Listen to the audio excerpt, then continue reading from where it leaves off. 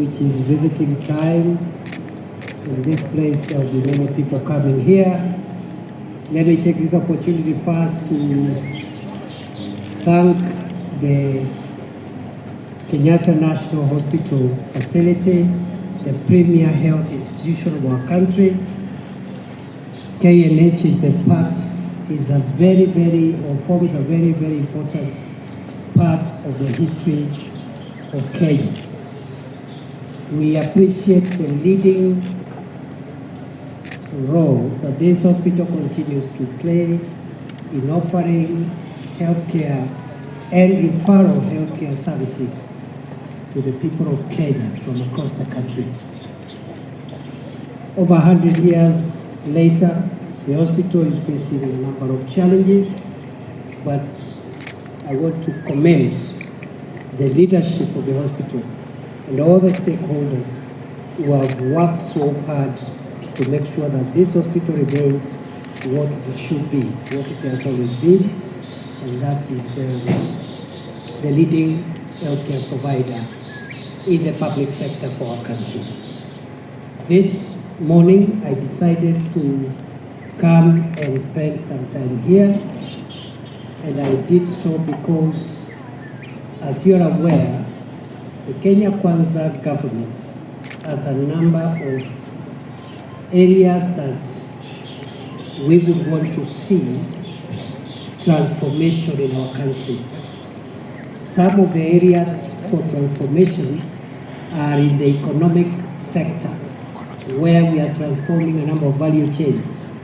But one of the pillars and one of the key deliverable areas is healthcare. And there is a pillar for the actualization of universal health coverage and making healthcare accessible to all the people of Kenya. And that's why there were some changes that have been made. We have changed the law, we have changed the institutional arrangement for delivery, and we introduced Taifa Care, which now is housed under the Social Health Authority, SHA. And therefore, I was asked by His Excellency the President to come and assess the impact and the experience that patients and health workers are having under the new Universal Health Coverage Program under Taifa Care. I have been able to talk to patients. I've also been briefed by the leadership of the hospital and the health workers here. I've been able at least to go to the trauma center where we've patients who are on emergency care. I've also been to the maternity and also other critical care patients who have medical issues like heart issues, kidney issues, and so forth and so forth. And finally, I've been able to see the now almost ready East Africa Kidney Institute, which is more or less complete, and which His Excellency the President will be commissioning shortly once some of the outstanding issues are done. Therefore, it is the intention of government to make sure that every Kenyan accesses medical services. That every Kenyan accesses healthcare services. It is now 2 months plus since we started out the registration rollout. The numbers are picking up, but they are not good enough. We want to urge every citizen of Kenya to register under the Social Health Authority so that they can be beneficiaries of Taifa Care. It has a better package because from the impact stories that we have heard from some of the patients, especially critical patients of critical illnesses, those who have undergone kidney transplants and heart-related diseases treatment. This Taifa Care offers a better package, especially for post-transplant treatment cases. In many of the cases, I have been informed by the patients themselves that the process of getting services is fast, outpatient, and even inpatient. And even the approvals for the bills is taking a very good record time. We still have one or two administrative procedural hiccups, some of it related to documentation, some of it related to technology, and we are consistently resolving those hiccups to make sure that Taifa Care delivers universal health coverage for all the people of Kenya. This is not the first time we are trying this. The NAC administration attempted this. It didn't succeed. The Jubilee administration attempted this. It didn't succeed. And because of the previous attempts, this time round, we will succeed because we can learn from the other two attempts what were the administrative, legal, and even procedural constraints that made the other attempts not to succeed. So we are very sure that Taifa Care will work. Universal health care for everyone will work this time round. And I want to assure the people of Kenya that we will continue with this exercise of impact assessment, impact monitoring, not just at KNH. We may have started at KNH today, but we are going to other points of service delivery, level 4 hospitals, level 3 hospitals, level 2 hospitals, because there are, again, challenges that are at other levels of facilities, which are in a different level than KNH. And again, we are addressing those ones, including the hospitals that are under county governments. The national government will work in collaboration with county government to address those bottlenecks around, especially referrals in level 2 and 3 hospitals, and also around diagnostic capacity of those lower level hospitals. So we are working very hard to make sure that this program succeeds. We will leave no efforts until this program is on its feet. Those who have provided us with feedback on where the problems are, we take that feedback positively, and we are working to unlock the bottlenecks that have already been identified. The claims, right now,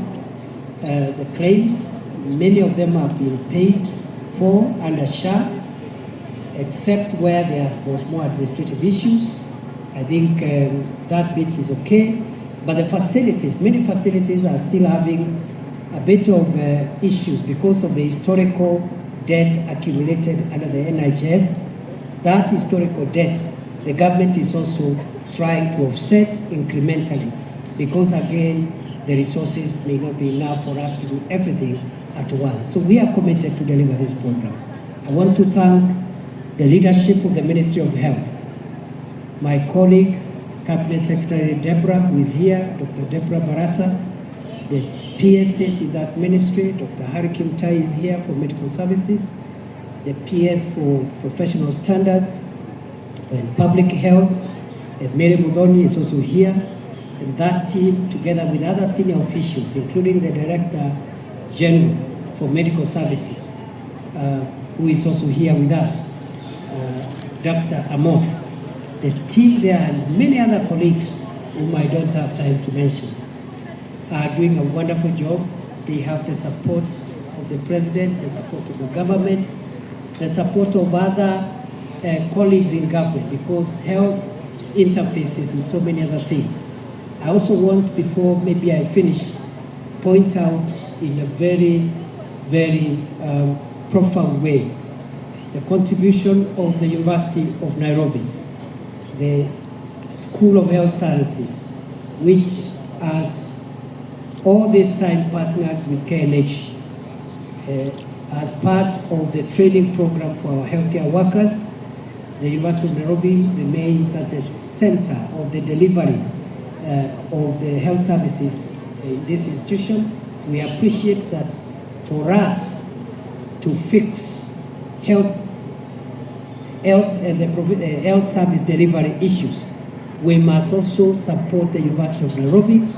We must support the School of Health Sciences at the University of Nairobi, so that the entire ecosystem of healthcare service delivery is seamless and is taken care of. So we are working very closely, all of us as a team, including county government, because we believe,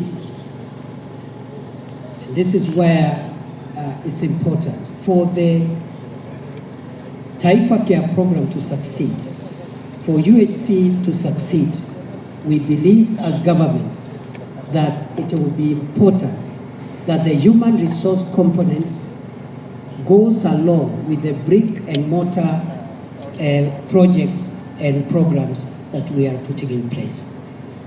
Very, very finally, the East Africa Kidney Institute, which I have said is ready, is a center of excellence for renal care for this region. So it's going to be an international standard facility for renal care. It's going to offer not just dialysis services, but also kidney transplant services, cutting down the expenses, the logistical nightmares of many, many patients from Kenya who have had to travel out of this country for kidney transplants and other related services. So it's going to be a one-stop shop for all renal treatment related healthcare services. And in a few weeks' time, it will be commissioned. Actually, I have seen the equipment is there, everything is there. It's just a few things, including certain regulatory arrangements that needs to be placed, which we will finish within a month, at most 2 months, so that by end of March, the patients can start getting treatment. So that is what has brought us here. I mainly came to listen from those in the SHA ecosystem, the patients, the health workers, from the point where the service is being delivered. Because sometimes when we listen to people giving their experiences, and some of these people have not been to any hospital, they have not had any patient, they have taken there, but when they talk, sometimes you are tempted to believe them. So the only way to counter-check some of the feedback is for us to physically come here and talk to the people from the points of service delivery. Ni hayo tu kwa sasa, na washukuru sana. Mimi naomba kwa sababu watu wa hospitali ikifika saa 7 wagonjwa watu watakuja kuona wapendwa wao, and there will be many people walking in. I will allow only one question from whoever shoots first, and then we can continue with this discussion. In any case, my colleagues here, CS, Barasa, the PSs, and the entire MOH fraternity is always available. You can always talk to them. They will always talk to you. But for the purposes of my visit here, I will allow one question and then we leave it at there. Thank you very much. Thank you, Deputy President, Professor Kindiki. My name is Mary Moki from Citizen TV. My question is on the financing of SHA, especially for the primary healthcare fund. Going by the data released by the authority last week about the disbursement, a very small portion went to primary healthcare fund, yet this is the place where a lot of health seekers begin, and it's leading to a lot of out-of-pocket expenses. How is the government intending to handle that? Thank you. It is true that primary healthcare is at the core and is quite consequential in terms of achieving success for this program. The government is seized of that fact. But at the moment, if you aggregate the entire input, budgetary input into primary care, I hope you are also including the expenses the government is making or incurring with regard to community health promoters, CHPs, which consume around 2.5 billion a year as national government contribution, because the CHPs form part of primary health care medical ecosystem. Other than that, it is true, even the financing, because the total, you add the 2.5 billion budget for CHPs and the other budget for other primary health care services, the total budget is 6.2 billion, according to the data that have been given. And that amount of money, therefore, may not be adequate, and therefore we are looking at ways of, if, for example, with a supplementary budget, we can, again, resources permitting, adjust a little bit, of resources. But as you know, early this year, the revenue-raising instruments that was proposed did not materialize, the finance bill of 2024.